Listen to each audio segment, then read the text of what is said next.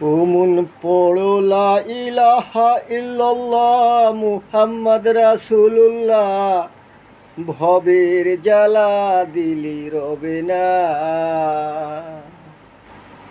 উমুন পড়ো লা ইলাহা ইল্লাল্লাহ মুহাম্মদ রাসূলুল্লাহ, ভবের জ্বালা দিলি রবে না। উমুন পড়ো লা ইলাহা ইল্লাল্লাহ মুহাম্মদ রাসূলুল্লাহ, ভবের জ্বালা দিলি রবে না। মক্কা আর মদিনার মাঝে আমার দিনের নবী শুইয়া আছে, সেইখানেতে জিয়ারত করলে সবই গুনাহ মাফ হইয়া যায়, মাফ হইয়া যায়।